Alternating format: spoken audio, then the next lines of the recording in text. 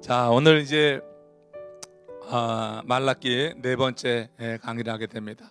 네 번째 강의의 주제 하나님의 공의라고 주보에 나가 있는데, 이 하나님의 공의, 이제 하나님이 생각하시는 공의와 이스라엘 백성들이 생각하는 그 공의를 한번 생각하면서 오늘 저희 때 말씀 속에서 은혜 받기를 원합니다. 예전에 1995년에 제가 미국 왔거든요. 1995년에 그때 8월에 도착했는데, 그 당시에 아주 유명한 세계적인 그런 재판이 하나 있었습니다. 그 재판이 뭔지 아세요? 그때 이제 결판이 났죠. 그때 이제 오제 심슨 그 이제 재판입니다. 그 사건이 1990년에 있었다고 그러더라고요. 그러니까 미식 축구 선수이자 또 영화 배우로도 활동했던, 그래서 국민 영웅으로 한때 그렇게 이름을 날렸던 오제 심슨의 살인 혐의 기소돼서 그것이 판결된 때가 1995년이었어요. 저희가 도착할 때 그게 굉장히 큰 뉴스가 됐었습니다. 그 제목은 전처와 그의 여자친구 애인을 살해한 것이다, 이렇게 나왔던 것 같아요. 그에 대한 결정적 증거가 현장에서 오제 심슨의 DNA가 발견됐다고 그랬죠.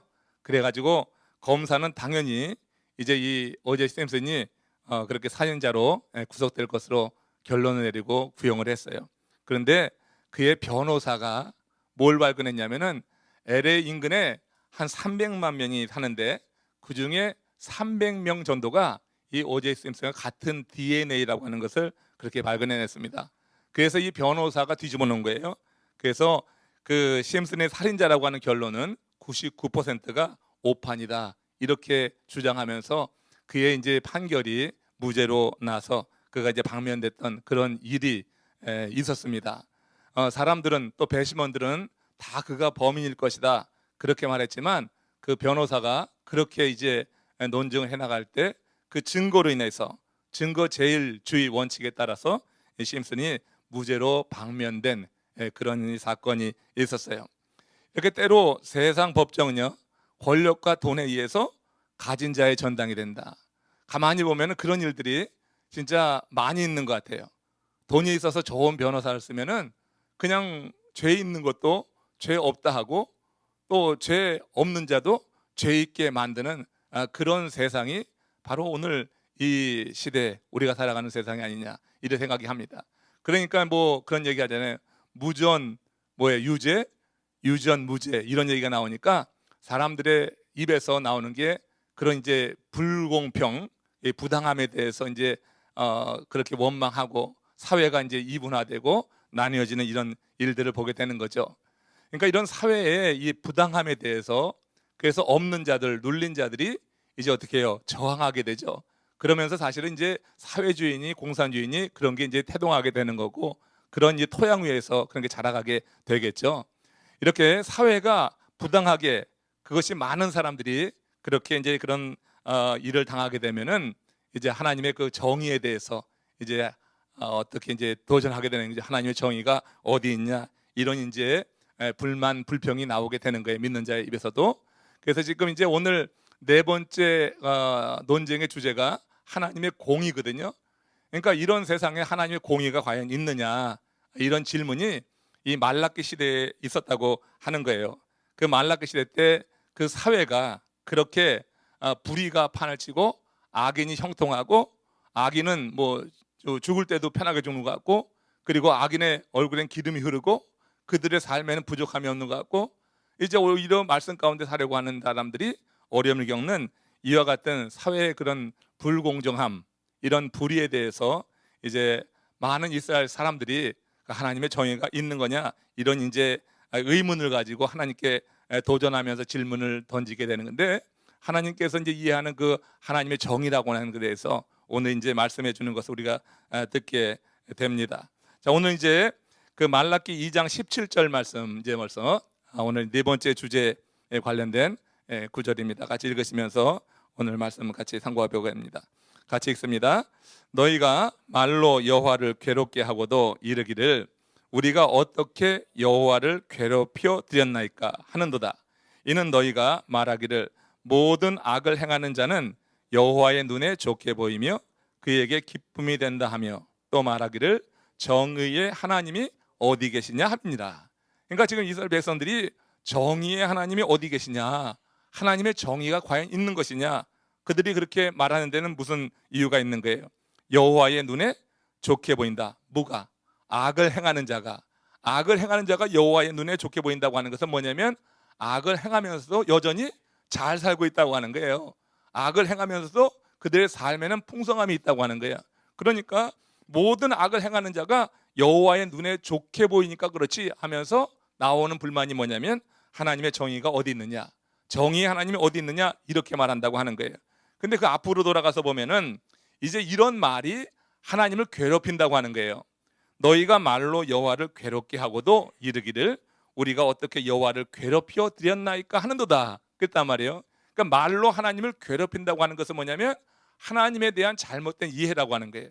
아니 어떻게 하나님이 그렇게 악인이 행하는 것을 좋게 보느냐 말이에요. 근데 그 당시 사람들은 그 악인들이 잘 되고 악인들이 편안하고 악인들이 풍성한 것을 보면서 모든 악을 행하는 자는 여호와 하나님의 눈에 좋게 보인다, 이렇게 말을 하는 거예요. 그런 말을 계속 쏟아내고 있는 거예요. 이것이 어떻게 하나님을 괴롭히는 일이 될 수 있다고 하는 거예요. 그러니까 우리가 하나님에 대한 잘못된 이해가 하나님을 괴롭힐 수 있다고 하는 것, 하나님의 입장에서 상당히 그런 말을 들으실 때 괴로울 수 있다고 하는 것, 이제 인간적으로 이제 표현해서 이렇게 말하고 있는 거죠. 그들은 하나님이 악을 행하는 자를 좋게 보는 것 아닌가 하면서 하나님을 향해서 말로 하나님을 괴롭혔다. 이건 하나님 입장에서 그야말로 억울한 일이 아닐 수가 없는 거예요.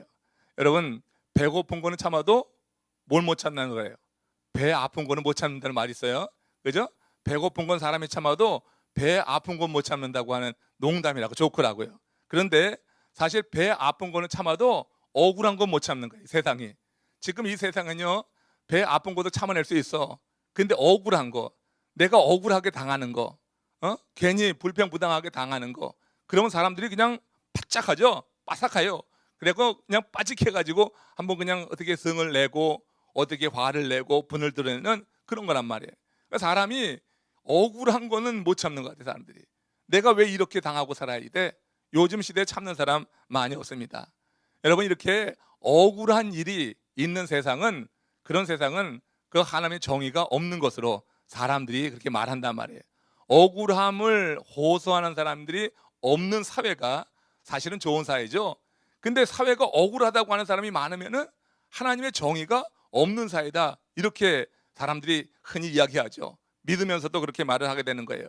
이스라엘 백성들이 살던 말라기 시대 그때가 바로 이렇게 억울한 일이 많이 있는 그런 사람들이 사는 그런 시대였다고 하는 것이에요. 이때 그 사람들의 입에서는 정의의 하나님이 어디 있냐, 하나님이 어디 공의의 하나님이냐, 하나님이 악인들을 좋게 보지 않느냐, 그러면서 그렇게 말로 하나님을 괴롭게 하는 이런 일들이 실제로 일어나고 있었다고 하는 것이에요. 악인의 형통함을 부러워하면서, 그리고 더 나아가서는 악인의 길로 나가는 거예요. 정의의 하나님도 없는데 뭐 우리도 그 악인의 길로 나가지 하면서 사회 전반적으로 그렇게 흘러갔다고 하는 거예요. 이렇게 된 데는 우리가 지금 세 가지 질문을 했고 세 가지 대답을 하나님으로부터 들었죠. 그 앞에서 세 가지 논쟁이 있었는데 제일 중요한 것이 뭐라고 하냐면 하나님 사랑에 대한 개념의 차이였다고 했어요. 그러니까 하나님이 사랑인데 그 하나님이 우리를 사랑하셨다고 하는 것이 어떤 거라고요? 여러분 이제 기억나시죠? 하나님이 이스라엘 백성들을 사랑했다고 하는 것은 하나님이 그 백성을 택했다고 하는 거예요. 그러니까 택했다고 하는 이 자체가 하나님이 이스라엘 백성을 사랑했다고 하는 것인데, 이스라엘 백성들은 뭐야? 취한 것이 없다고, 누리는 게 없다고, 그들은 어떻게 하나님이 우리를 사랑하셨나이까 이렇게 도전했단 말이에요. 그게 첫 번째 논쟁에서 하나님 사랑에 관한 논쟁이 되었어요. 두 번째 논쟁은 뭐였죠? 하나님의 경외함에 대해서, 하나님을 경외하는 일에 대해서. 그래서 그들이 이제 우리가 어찌 하나님의 이름을 멸시하였나이까 이렇게 질문한단 말이에요. 그럴 때 하나님께서 너희가 제단에 드리는 그 제물, 그것이 더러운 떡이다. 이 더러운 떡을 드리는 너희들이 나를 경외함이 없는 것 아니냐, 내 이름을 멸시하는 것이 아니냐 하면서 그들의 그 잘못된 행위에 대해서 지적해 주는 거죠. 그들은 하나님을 멸시치 않았다고 하지만 그들이 행하는 행위가 하나님을 멸시하는 그런 행위였다고 하는 것을 두 번째 질문에서 일러주면서 하나님을 경외하는 것에 대해서 하나님께서 바로 잡아주고 계셨던 것이고, 세 번째 그 백성이 질문했던 것은 어찌 믿니까 이 얘기였어요. 그 어찌 믿니까 무슨 얘기냐면 이 제물 드리는 것에 대해서 좀 더 구체적으로 이제 그들이 이제 제물을 드릴 때 하나님께서 받지 않으신다고 그랬어요. 그죠? 하나님이 그들이 드리는 제물을 받지 않으면은 어떤 일이 일어난다고요? 그게 뭘 의미하는 거예요? 제물을 받지 않을 때, 그러니까 이스라엘 백성들이 드리는 제물을 하나님이 받지 않을 때 신학적으로 무슨 의미가 되는 거예요? 이게 죄사함을 받지 못하는 거예요. 그러니까 그들에게 그 하나님에 대해서 그 이 제물에 대해서 그런 인식이 있다고 하면은 사실 제물을 드렸는데 죄사함 받은 그런 마음의 그런 흡족함이 없고 그런 확신이 없다고 하면 얼마나 그 불안해요. 마음에 평안이 없는 거예요.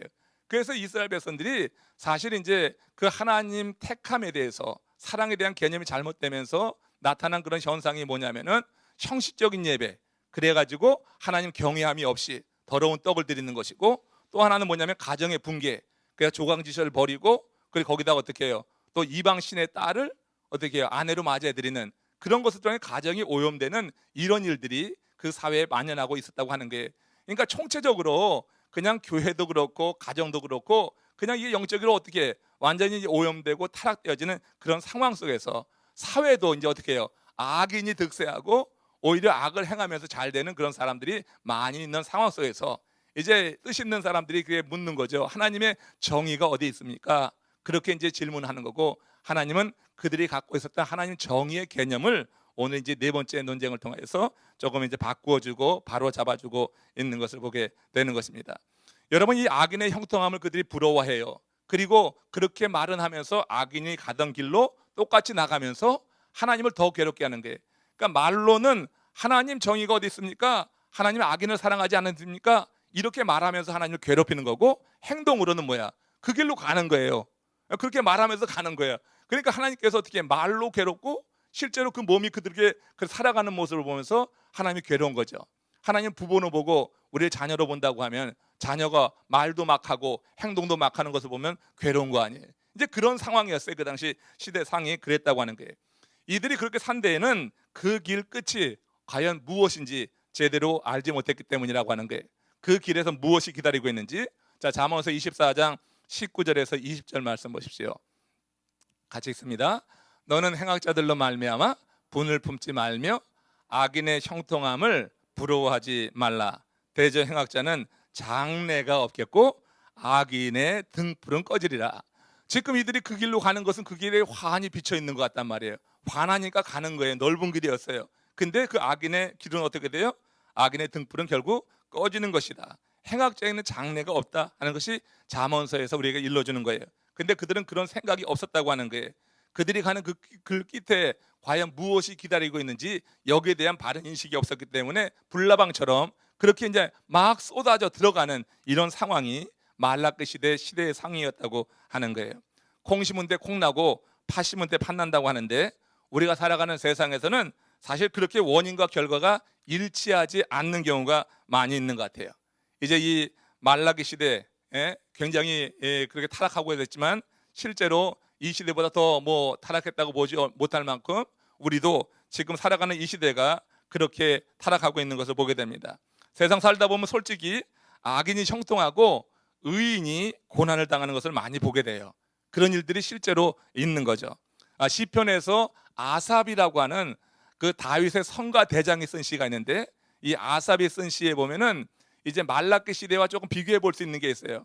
그러니까 말라기 시대의 사람들이 그 악을 보면서 대처했던 모습하고 지금 이 아삽이 쓴 시에서 아삽이 그 악을 보고 죄를 보고 보였던 그런 이제 대처 방식이 좀 틀려요. 여기서 이제 큰 교훈을 얻게 되는데, 시편 73편 1절에서 3절 말씀 같이 보세요. 한번 같이 읽습니다. 하나님이 참으로 이스라엘 중에 마음이 정결한 자에게 선을 행하시나 나는 거의 넘어질 뻔하였고 나의 걸음이 미끄러질 뻔하였으니 이는 내가 악인의 형통함을 보고 오만한 자를 질투하였음이라. 자, 첫 줄에 뭐라고 그랬어요? 하나님이 참으로 이스라엘 중 마음이 정결한 자에게 선을 행하신다. 이게 지금 아삽의 이해예요. 그러니까 아삽은 뭐예요? 아삽은 다윗 시대 성가 대장이라고 말씀드렸어요. 그러니까 성전에서 아주 거룩한 사역을 하던 사람이야. 그러니까 이 정도 이해는 되겠죠. 하나님이 참으로 이스라엘 중에서 마음이 정결한 자에게 선을 행하시는 분이다. 그러니까 아삽이 하나님을 이해한 것은 우리가 하나님을 이해하는 것과 같고 이건 당연한 이해라고 할 수가 있어요. 근데 그 두 번째 줄에 어떻게 되냐면 나는 거의 넘어질 뻔하였고 나의 걸음이 미끄러질 뻔하였다. 이게 왜 그래요? 이것이 뭐냐면은 이 아삽이 악인을 보고 그래서 그 다음 보면은 내가 악인의 형통함을 보고 악인의 형통함을 보는데 미끄러질 뻔한 거예요. 넘어질 뻔하는 거예요. 이건 무슨 얘기냐면은 그 악인의 형통함에 그 죄에 유혹을 받아서 넘어갈 뻔했다고 하는 게 넘어가진 않았어요. 근데 넘어질 뻔하였고 미끄러질 뻔하였다 이런 표현을 쓰고 있어요. 그러면서 오만한 자를 질투했다고 했어요. 이 질투가 제 이제 죄의 뿌리가 되는 건데 아무튼 질투하는 것 내도 그렇게 되고 싶다고 하는 거 아니에요. 그러니까 악인의 형통함을 볼 때 이렇게 거룩한 사역을 하고 있었던 아삽 같은 이도 죄의 유혹을 받아 넘어갈 뻔할 만큼 그렇게 여러분 악인의 형통함이라고 하는 것이 사실은 많은 믿음의 사람들을 넘어뜨리게 하는 하나의 덫과 같은 것이라고 하는 거예요. 그래서 여러분 사단 마귀가 악인이 형통하게 악인을 잘 되게 해서 믿는 자를 넘어뜨리려고 하는 그런 일들을 우리 볼 수 있는 것입니다. 이는 의롭게 살려고 하는 자신의 삶하고 악을 도모하며 사는 악인의 삶을 단순하게 비교한 거예요. 그러니까 아삽이 자기의 삶하고 세상 악인의 삶을 단순하게 비교해 볼 때 악인의 삶이 굉장히 밝고 형통한 것 같아요. 그렇지만 여러분 아삽의 삶하고 악인의 삶은 차원이 다른 것을 우리가 생각해야 돼요. 그건 차원이 다른 건데 그런데 넘어질 뻔하니까 이렇게 생각이 드는 거예요. 넘어질 뻔하지 않으면은 차원이 다르니까 이걸 보고서 그런 질투하는 마음이 안 생겨요.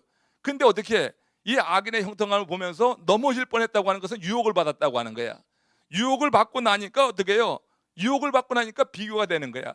전혀 비교가 되지 않는 삶인데 이제 이 거룩한 삶하고 세속적인 삶은 비교조차가 안 되는 것인데 그런데 이렇게 거룩한 사역에 임했던 아삽조차도 그렇게 악인의 형통함을 보는 순간에 미끄러질 뻔하는 유혹받는 순간에 비교가 되더라고 하는 거예요. 그래가지고 질투하게 되는 거예요.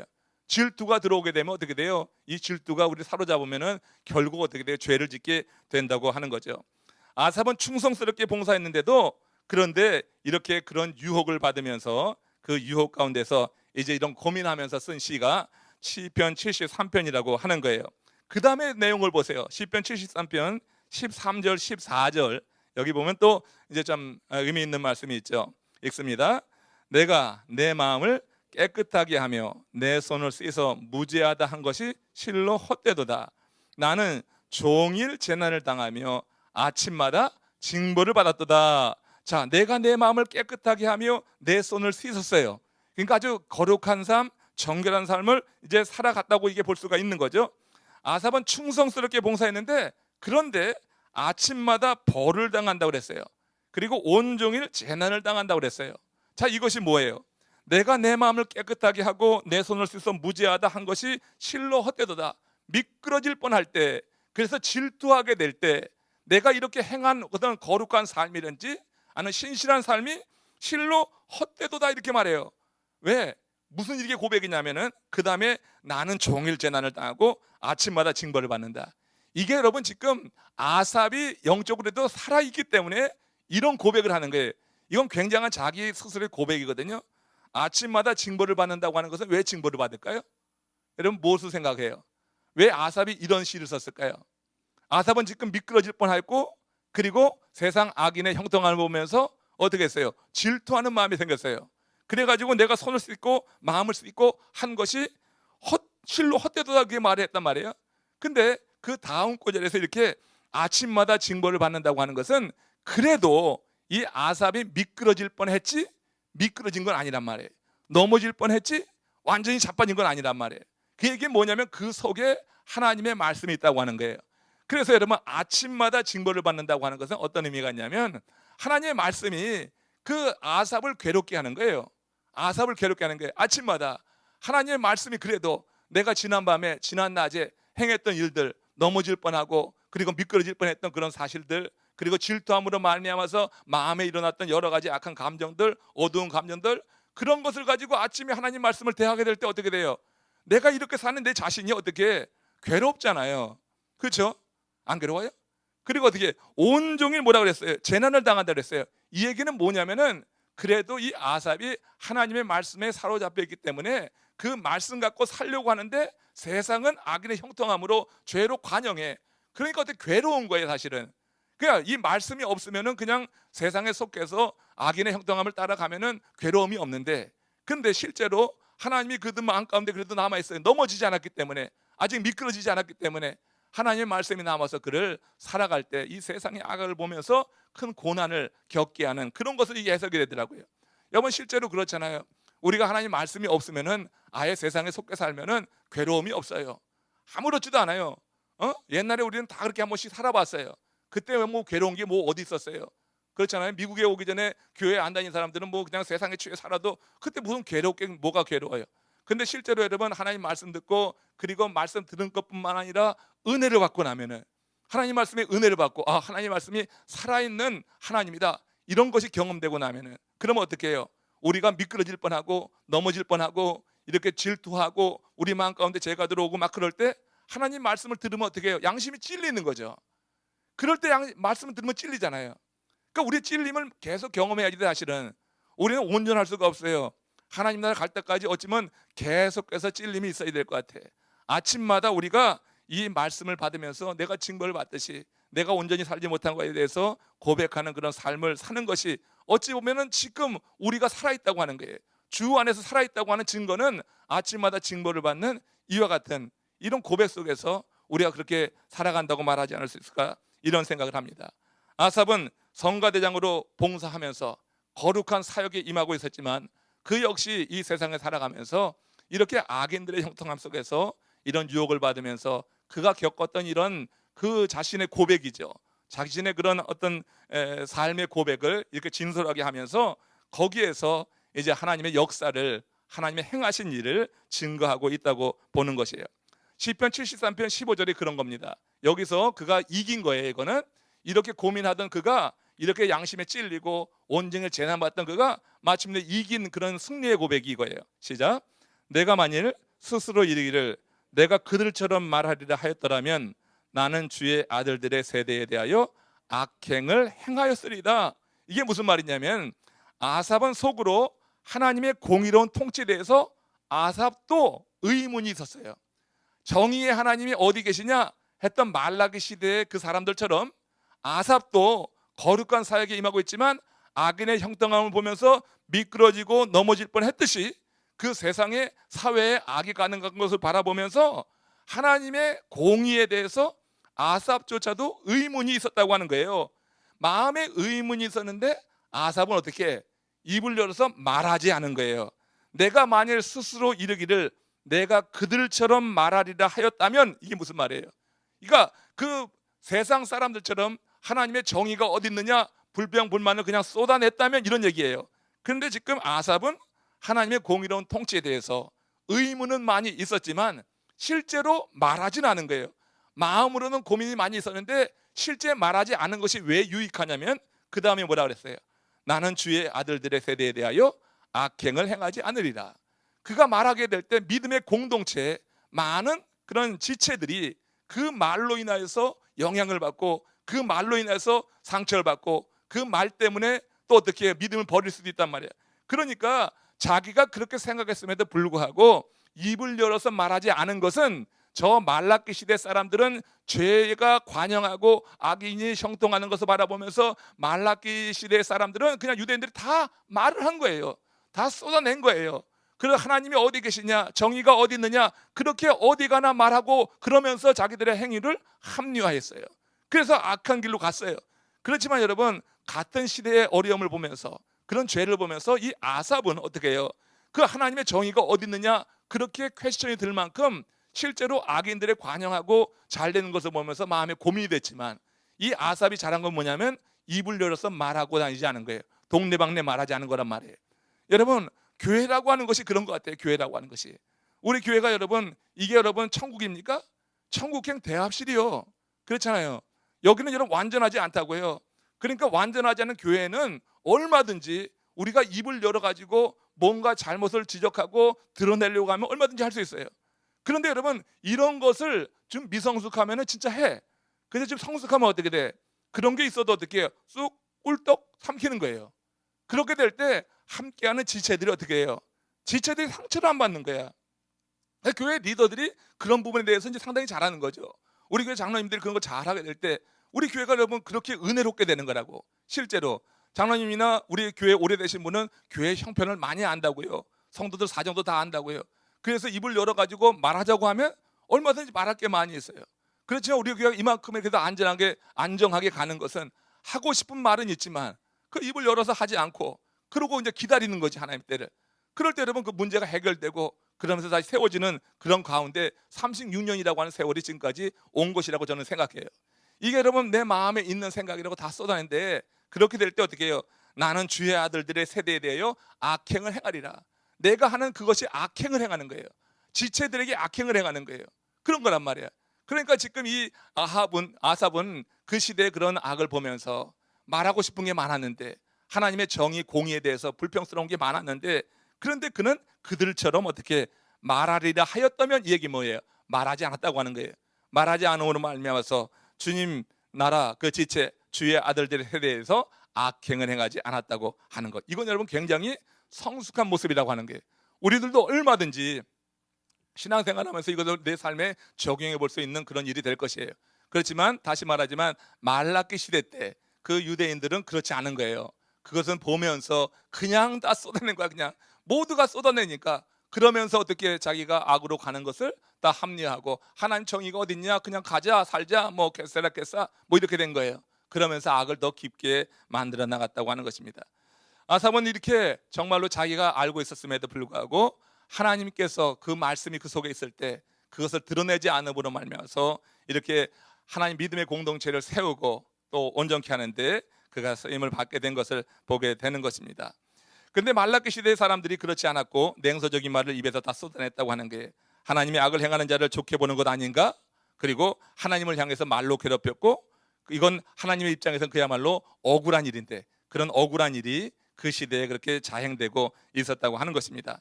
자, 하박국 2장 4절 말씀 보세요. 하박국 2장 4절 넘어가서 시작. 보라, 그의 마음은 교만하여 그의 속에서 정직하지 못하니라. 그러나 의인은 그 믿음으로 말미암아 살리라. 자, 우리가 하나님께 모든 것을 맡기고 내 마음 속에 있는 생각을 접을 때는 접어야 되는 이유가 뭐냐면 여기 뭐라고 그랬어요? 보라, 그의 마음은 교만하여 그의 속에서 정직하지 못하니라. 이게 뭐냐면 하나님이 악인이 정직하지 못하다 하는 사실을 아신다고 하는 거예요. 그러니까 하나님 모르셔서 두는 게 아니라고 하는 거예요. 하나님은 아시는데 그냥 둔다고 하는 거예요. 여기서 이제 하나님의 공의에 대해서 이제 설명이 조금 가능하게 될 거예요. 뒤에 가면은. 그러니까 하나님이 모르시면은 우리가 억울한데 하나님이 아시니까 너무 억울해하지 말자고 하는 거예요. 악인이 행한 불의에 대해서 즉각적인 심판이 이루어지지 않는다고 해서 하나님을 오해하지 말라고 하는 거예요. 어둠의 권세가 지배하는 것은 일시적이니까 그런 현상을 보고 좌절하지 말라고 하는 거예요. 의인이 세상에서 고난당하는 것도 일시적인 것이니까 그런 것을 보면서 소망을 잃지 말라고 하는 거예요. 그러니까 여기서 지금 이 하박국이 강조하는 것은 뭐예요? 의인은 그 믿음으로 사는 것이지 이렇게 세상에 나타나는 현상을 바라보고 그것 가지고 일희일비하면서 살고 죽는 게 아니다. 의인이 사는 것은 믿음으로 사는 것이다. 이렇게 지금 강조하고 있는 거예요. 그래서 이런 의인이 살아가는 세상 속에서 억울한 일을 당한다고요. 그리고 정말로 이렇게 세상의 악을 보면서 하나님의 공의에 대해서 정의에 대해서도 의문이 들 때도 있고 스스로 자기 자신에게 억울한 일을 당할 때 그러면 어떻게 할 것이냐 이 얘기야. 그럼 어떻게 할 것이냐. 그러니까 그런 악을 보면서 정말 잘 대처했던 아삽의 이야기를 다시 한번 보게 되는 거예요. 말라기 시대 때는 배울 게 없어. 말라기 시대는 아삽의 시대와 대조적인 거예요. 그러니까 아삽의 이야기랑 한번 대조해서 생각해 보면 되는데 아삽은 그렇게 억울한 일을 당하고 하나님의 공의에 대해서 이 퀘스천이 들 때 아삽이 행한 일 시편 73편 17절 말씀입니다. 자, 그 유명한 말씀이에요. 같이 읽습니다. 하나님의 성소에 들어갈 때야 그들의 종말을 깨달았나이다 그랬어요. 자, 이 얘기는 쉽게 하면 뭐예요? 하나님의 성소에 들어가고 난 후에 그들의 종말을 깨달았나이다. 그러니까 성소에 들어가기 전에는 아삽이 미끄러질 뻔하고 넘어질 뻔하고 또 마음속에 죄가 들어가면서 질투도 나고 막 그랬어요. 자, 그렇지만 아무튼 입을 열어서 그것을 다 쏟아내지 않은 것은 굉장히 잘한 거였죠. 그리고 대신 쏟아내지 않는 대신에 아삽이 뭐 한 거예요? 하나님의 성소를 찾아간 거예요. 정말로 할 말이 많은 거야. 그런데 그걸 사람들에게 쏟아내지 않고 하나님의 성소를 찾아갔어요. 하나님의 성소에 들어간 이후에 누구의 종말을? 그 악인들의 종말을 깨달아 알게 되는 거예요. 그러니까 아삽이 마음속에 가진 의문을 해결하기 위해서 행한 일은 성전에 들어가는 거예요. 아삽의 마음이 답답할 때 기도했더니 하나님이 응답을 해주셨어요. 시편 73편 18절 19절 말씀입니다. 같이 읽습니다. 주께서 참으로 그들을 미끄러운 곳에 두시며 파멸에 던지시니 그들이 어찌하여 그리 갑자기 황폐하게 되었는가? 놀랄 정도로 그들은 전멸하였나이다. 지금 여러분이 보세요. 성소에 들어가서 내가 깨달았나이다 그랬어요. 그러니까 깨달았다고 하는 것은 악인의 그 종말에 대해서 깨달았다고 하는 거거든요. 그러면 이게 미래형이잖아. 악인이 어떻게 될 것을 깨달았다고 하는 거거든요. 근데 지금 18절 19절에서는 시편에서 자주 나오는 표현이에요. 이게 지금 과거형으로 돼버렸잖아요. 과거형으로. 그러니까 깨달았다고 하는 것이 미래의 일이 깨달아지는 건데, 근데 지금 시인은 어떻게 완전히 과거형으로 써버렸잖아요. 그러니까 어떻게 내가 깨달은 것을 확실히 믿었다고 하는 거예요. 되어버린 것으로 믿는다고 하는 거예요. 되어버린 것으로. 그래서 주께서 참으로 그들을 미끄러운 곳에 두시며 파멸에 던지시리니 그들이 어찌하여 그리 갑자기 황폐하게 되었는가? 놀랄 정도로 그들은 전멸하였나이다. 이렇게 표현이 되는 거예요. 그래서 그가 하나님 깨달게 해준 것을 통하여서 확실한 믿음을 갖게 됐다고 하는 거니까, 이제 종말, 악인의 종말에 대해서 믿음을 가지니까 하나님의 정의, 공의에 대해서 퀘스천이 사라지게 되는 거예요. 이 악인이 계속해서 득세하면 어떡할까? 이 악인이 이렇게 잘 되는데 의인들의 삶은 고난을 겪고 어려움을 겪고 있는 상황에서 저도 악인들이 이렇게 계속해서 잘 나가면 어떡할까 했는데, 성소에 들어가서 하나님이 깨닫게 한 것은 뭐예요? 이렇게 될 것이라고 하는 것을 하나님이 깨닫게 해주신 거야. 그걸 깨닫게 하는 순간에 지금 이 아삽은 어떻게 확실하게 그것을 믿었다고 하는 거예요. 여러분, 하나님께서 들려주시는 말씀이 있는데도 믿는 사람 있고 믿지 못하는 사람 있잖아요. 오늘 이 말씀들 읽으면서 믿음으로 그냥 받는 사람 있고 아니면 그럴까 하고 퀘스천하고 듣는 사람 있잖아요. 여러분, 이왕이면 믿음으로 받으시기를 축원합니다. 하나님 말씀을 그냥 믿음으로 받아버리는 거야. 될 줄로 믿습니다. 그러면 내 것이 된단 말이에요. 근데 이게 자꾸 내 생각이 돌아가면서 그럴까 하면 어떻게 돼? 그게 여러분 그 시간에 그 말씀에 은혜가 안 되는 거죠. 그렇지만 지금 이 아삽은 성소에 들어가서 깨달았나이다. 악인의 종말에 대해서 깨달았나이다. 미래일이지만 지금 이렇게 되어버린 것으로 그렇게 확신하고 받아들일 때 이제 하나님의 공의와 정의에 대해서 아삽은 더 이상 퀘스천을 안 하게 되었다고 하는 거예요. 그렇지만 말라기 시대 사람들은 어떻게 했어요? 마음속에 하나님의 정의, 공의에 대해서 의문이 들었는데 말라기 시대 사람들은 기도했다는 일이 없어. 에? 지난번 우리가 세 번째 논쟁에서 봤지만 성전에서 우상단지 앞에 가서 슬퍼하고 애곡하는 일이 있었죠. 에? 그렇게 정말로 하나님의 성전에 들어가서 얼마나 하나님을 욕되게 하는 거예요. 성전에 들어가서 눈에 보이지 않는 하나님이지만 하나님의 임재를 경험하고 그 하나님의 은혜를 구해야지 되는데, 거기 들어가서 우상에게 나가서 그들의 죄의 의식으로 슬퍼하고 울고 그러면서 눈물이 제단을 가려버리는 이런 일들을 우리가 봤다고 하는 것입니다. 그래서 여러분, 말라기 시대 사람들은 마음속에 하나님의 정의에 대해서, 공의에 대해서 의심이 생겨서 하나님께서 악인을 좋아하시는 거 아니냐, 저렇게 행악자들 그냥 두시냐 하는 그런 생각이 들었을 때 그들은 그냥 불평만 쏟아냈지 말을 했어요. 대신에 하나님께 나가서 기도하지 않았어. 성소를 찾아서 진심으로 구하지 않았어요. 성소에 들어가서는 뭐 했어? 우상단지 섬겼어. 성소에 들어가서는 그곳에 임재하신 하나님을 만나려고 하지 않았어요. 그러니까 기도가 안 되는 거예요. 그러니까 확신이 없는 거예요. 기도해야지 하나님께서 들어주시지. 기도해야지 하나님께서 당신의 뜻을 일러주시지. 기도하지 않으니까 뭐요? 하나님께서 어떻게 당신의 뜻을 계시해 줄 수가 없으니까 그들은 자기가 이해하는 대로, 자기가 생각하는 대로 계속 그렇게 생각하는 거예요. 하나님은 악인의 행함을 좋아하신다. 그러니까 악인이 행하는 대로 가다가 그렇게 망하게 되는 일들을 보게 되는 거예요. 말라기 시대 이후에 하나님의 말씀은 400년 동안 임하지 않았습니다. 그때 가리켜서 여러분 암흑기라고 하는 게, 암흑기, 성도 중간기에 암흑기가 있어요. 그 400년 동안 하나님께서 말씀을 주시지 않았다고 하는 거예요.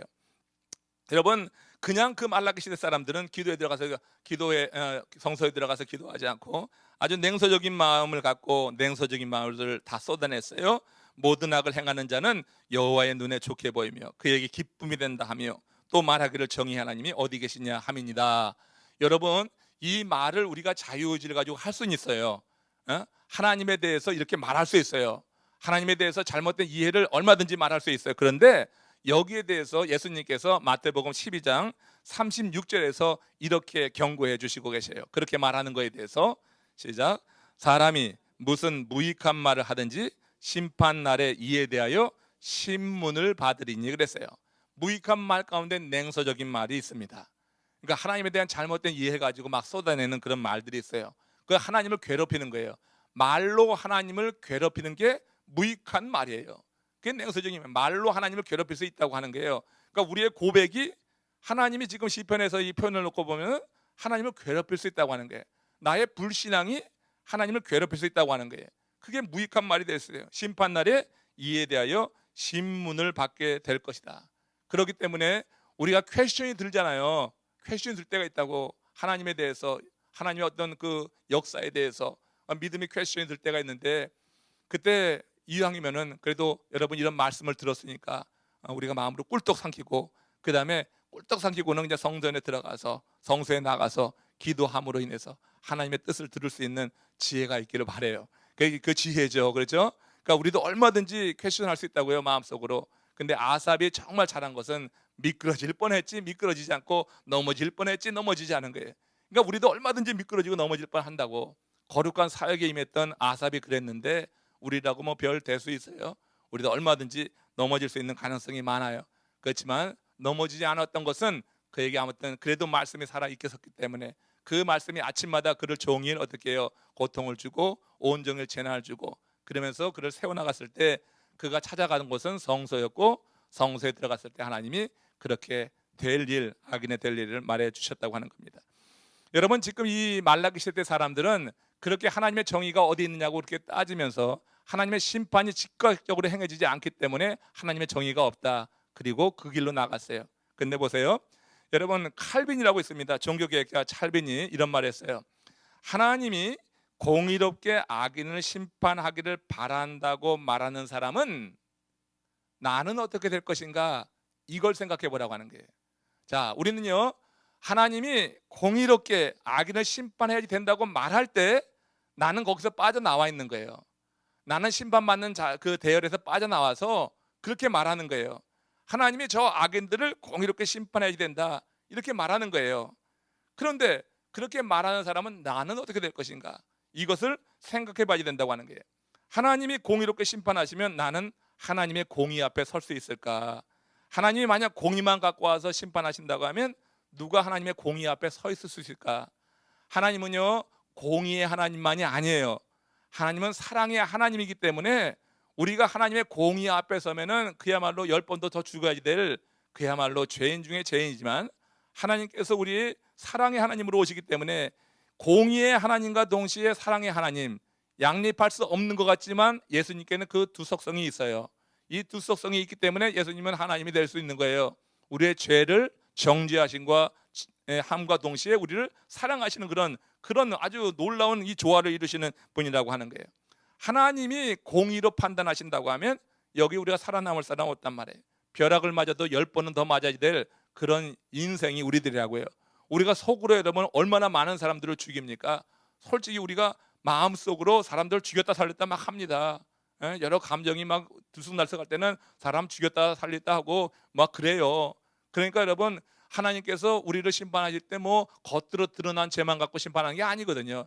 근데 우리는 어떻게 겉으로 드러난 죄만 가지고 그런 얘기를 하는 거야. 그러니까 하나님께서 공의로 심판하셔야 됩니다 하고 자기는 거기 빠져나와 있는 거야. 무슨 얘기냐면 난 겉으로 드러난 죄는 행하지 않았다고 하는 거야. 그러니까 저 죄인들, 저 악인들, 저렇게 악한 짓을 행하는 저들을 하나님이 공의로 행하셔야 됩니다, 이렇게 말할 때 자기는 그 속에 안 들어가 있지만, 하나님은 어떻게 공의로 행하신다고 하면은 하나님은 겉으로 드러난 것만이 아니라 속에 있는 것을 사실은 더 보는데, 더러운 것들 더 보는데, 그러니까 우리가 그 공의의 심판에서 제외될 수가 있겠느냐 하는 거예요. 이게 칼빈이 말하는 그와 같은 하나님의 공의에 관한 말씀이 되는 것입니다. 하나님은, 칼빈은요, 하나님의 공의로운 심판을 원하는 사람은 자신을 검토하지 않은 사람이다 말했고요. 하나님은 공의로운 하나님이시지만 지금 오래 참고 있다고 하는 거예요. 이게 하나님의 사랑이에요. 그럼 왜 하나님이 오래 참고 있느냐? 공의로운 하나님이 왜 오래 참고 있느냐? 그 이유를 디모데전서 1장 16절에서 이렇게 밝히고 있는 거예요. 이게 바로 하나님의 공의예요. 하나님께서 정말 정의, 공의로 생각하신 것은 이된 거예요. 이거예요. 근데 말라기 시대 사람들은 그냥 그 하나님의 공의만 보는 거야. 근데 디모데전서에서는 하나님의 공의와 더불어서 하나님의 사랑이 있는 거예요. 같이 읽어봅시다. 그러나 내가 긍휼을 입은 까닭은 예수 그리스도께서 내게 먼저 1절 오래 참으심을 보이사 후에 주를 믿어 영생 얻는 자들에게 본이 되게 하려 하심이라. 그냥 결국 하나님께서 참으시는 것은 후에 주를 믿어 영생을 얻는 자들에게 본이 되게 하기 위해서. 하나님은 참으시는 분이다. 그러니까 하나님이 단칼에 정죄하는 분이라고 하면은 여러분 후에 예수 믿어서 어떻게 영생을 얻는 자들이 없는 거예요. 그러니까 죄인들 가운데서 후에 예수 믿어서 주를 믿어서 영생에 이를 자들을 위해서 하나님께서 오래 참는 거단 말이에요. 하나님께서 그냥 한 번의 죄, 한 번의 그런 잘못에 대해서 공의로 심판하신다고 하면은 과연 거기서 살아남을 자가 누구냐? 하나님께서 이렇게 그 한 영혼이라도 더 구원하시고자 하는 그런 마음에서 오래 참는다고 하는 것, 하나님께서 이렇게 결정을 미뤄두시는 것은 하나님이 부정의해서가 아니라, 하나님이 정의롭지 않아서가 아니라 하나님은 사랑의 하나님과 동시에 정의, 공의의 하나님이기 때문에 이렇게 오래 참는다고 하는 것을 일러주고 있는 거예요. 공의의 하나님, 여기에 대해서 지금 오늘 이 말라기에서 네 번째 논쟁에서 이스라엘 백성들은 퀘스천을 했지만 하나님께서 이 공의에 대해서 이렇게 하나님의 계획은 많은 사람들이 구원에 이르는 것이고 아직까지 구원에 이르지 못했지만 그들에게 회개할 기회를 주셔서 그들을 온전히 세우기 위해서 하나님께서 그들이 죄를 지을 때 짓는 대로 심판하지 않고 지혜를 짓고 그리고 죄의 결과로 세상적인 어떤 영화를 얻고 있지만 거기에 대해서 그냥 놔두시는 이유는 그들 가운데라도 이게 돌이켜서 어떻게 해요? 다시 주를 믿어서 영생에 얻을 자가 있을 것을 아시기에 우리 주님께서는 정의의 하나님이지만 동시에 사랑의 하나님이기 때문에 그렇게 머물러 두게 하시는 거다 하는 거예요. 그래서 한 절만 더 보고 마칩시다. 말라기 3장 1절에 넘어가서 보면은 여기서 이제 하나님께서 그래서 이제 더 많은 이들을 구원하기 위해서 행하신 일이 바로 이 말씀이에요. 같이 읽습니다. 만군의 여호와가 이르노라 보라 내가 내 사자를 보내리니 그가 내 앞에서 길을 준비할 것이요 또 너희가 구하는 바 주가 갑자기 그의 성전에 임하시리니 곧 너희가 사모하는 바 언약의 사자가 임할 것이라 했어요. 하나님께서요 공의의 하나님으로 오십니다. 하나님께서 반드시 오십니다. 그래야지 세상에 이 불공평하고 잘못된 그런 심판, 오심 났던 것들이 바로 잡혀지는 거예요. 그러니까 세상에 많은 사람들이 메시아를 구하는 것은 잘못된 그런 어떤 판단과 잘못된 그런 길을 바로잡기를 원하는 그런 마음에서 메시아 오기를 기다리는 거예요. 근데 메시아가 내가 뜻한 대로 오는 것이 아니라 하나님의 계획대로 오는데 여기서 보면은 하나님께서 오실 때 재림의 주로 오실 때 이렇게 말하고 있는 거예요. 내가 내 사자를 먼저 보내서 갈 길을 예비하게 하겠다 그 얘기예요. 이게 무슨 얘기냐면은 내가 예고 없이 그냥 가게 되면은 너희도 똑같은 악인이기 때문에 다 심판될 거다. 그렇게 되지 않게 하기 위해서 나의 사자를 먼저 보내겠다는 얘기예요. 내가 직접 가면은 다 심판받아서 죽게 될 것이니 나의 사자를 먼저 보내서 예비하고 준비시키겠다고 하는 거예요. 그러니까 하나님의 공의 또 하나님의 사랑이 지금 먼저 사자를 보낸다고 하는 이 말 속에 좀 더 구체적으로 나타났죠. 그리고 이 이야기는 이 예언은 그게 바로 세례 요한의 오심으로 말 세례 요한의 이제 사역을 통하여서 이제 구현됐다고 이제 그렇게 신학자들은 말하는 거예요. 세례 요한이 와가지고 이제 후에 오실 자의 길을 예비하잖아요. 그것이 이제 세례 요한의 이 모습이라고 하는 게 먼저 보낸 사자 이걸 그렇게 이제 해석하는 것을 보게 됩니다. 자 오늘 이제 말씀 속에서 다시 한번 정리하고 마칩시다. 하나님의 정의라고 하는 것 퀘스천을 갖고 있는 그 유대 백성들에게 하나님께서 이제 그 정의의 개념에 대해서 바로잡아 주신 이 내용 속에서 보면은 하나님은 심판을 위한 심판이 아니라 하나님은 구원을 위한 심판을 하신다 하는 거예요. 이것이 하나 그들이 생각했던 정의의 개념과 좀 다른 하나님이 바로잡아 주시는 그런 하나님의 공의 정의의 개념이 됩니다. 우리는 그래서 하나님의 정의 앞에서도 감사할 수 있어야 되는 거예요. 하나님의 공의 앞에서도 심판 앞에서도 우리는 감사할 수 있어야 되고 그 앞에서 다른 말을 할 수가 없는 것이 하나님께서 심판을 행하실 때는 그 전에 미리 보낸 자가 있었다고 하는 거예요. 그 전에 미리 보낸 자가 있는데 우리가 귀담아 듣지 않았다고 하는 것이지. 하나님이 심판을 행하실 때는 반드시 먼저 누군가를 통하여서 계시하시고 경고하시고 말씀하신 것이 있다고 하는 거예요. 그렇기 때문에 우리는 더 이상 이 하나님의 공의 앞에서 말할 수가 없는 것입니다. 하나님은 사람을 보내시는 그 하나님, 그래서 하나님의 사랑을 먼저 보이시고, 그렇지만 죄에 대해서는 단죄하시고 그리고 죄를 끊으시기를 원하시는 하나님, 이걸 하나님의 정의라고 우리는 생각할 수가 있을 거예요. 자, 오늘 함께 생각하시면서 하나님의 정의 앞에 우리 바로 서서 온전한 신앙생활 할 수 있도록 은혜를 더하여 주시옵소서. 자, 그 시대 사람들 성전을 찾지 않았어요. 죄를 지음에도 불구하고 악이 득세한다고 할 때 말로만 그렇게 불평했지 성전을 찾는 일이 없었습니다. 오늘 시대에도 많은 사람들이 성전을 찾지 않고 있는데 우리로 하여금 성전 찾은 것에 대해서 감사의 마음이 있었으면 좋겠어요. 잠시 기도하시고 마치겠습니다.